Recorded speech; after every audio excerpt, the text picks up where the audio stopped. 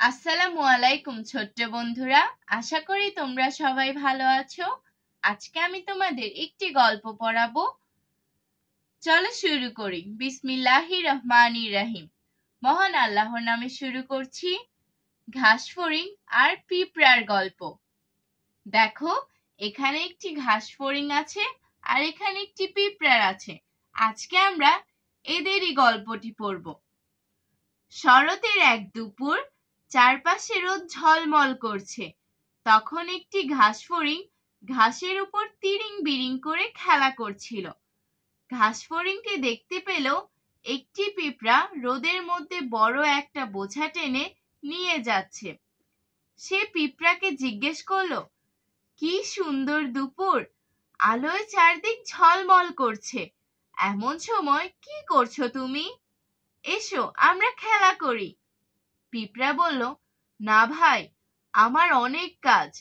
ঘাসফড়িং বলল, কি কাজ তোমার? পিঁপড়া বলল, শীঘ্রই শীতকাল এসে যাবে, আমি তখন ঘর থেকে বের হতে পারবো না, তাই গরমকাল থাকতে খাবার সঞ্চয় করছি।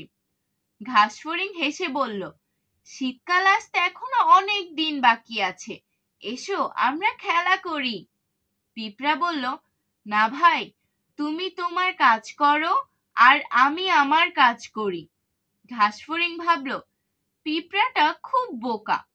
এই ভেবে সে একা একাই তিরিং বিরিং করে খেলা করতে লাগলো। দেখতে দেখতে শীতকাল এসে গেল। সূর্যের তাপ কমে গেল, চারপাশ কুয়াশায় ভরে গেল।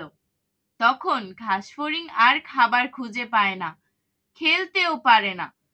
তখন সে পিঁপড়ার বাসায় গিয়ে বলল, পিঁপড়া ভাই, আমার খুব ক্ষুধা পেয়েছে, আমাকে একটু খাবার দেবে? পিঁপড়া বলল, আমি আমার খাবার সঞ্চয় করেছি, তোমার খাবার তো সঞ্চয় করিনি। তুমি গরমকালে খাবার সঞ্চয় করনি কেন? ঘাসফড়িং বলল, আমি তো তখন খেলা করেছি আর গান গেয়ে বেরিয়েছি। পিঁপড়া বলল, এখন তবে নেচে বেড়াও। সময়ের কাজ সময় না করলে কষ্ট তো তোমাকেই পেতে হবে। বন্ধুরা, আমরা এই গল্প থেকে শিখেছি সময়ের কাজ সময় করতে হবে। যদি সময়ের কাজ সময় না করি, তাহলে আমাদের দশা ঠিক এই ঘাসফড়িং এর মতো হবে। তোমরা সব সময় সময়ের কাজ সময় করে ফেলবে, ঠিক আছে? আজ আর নয়, ভালো ভাববে, ভালো থাকবে। আল্লাহ হাফেজ।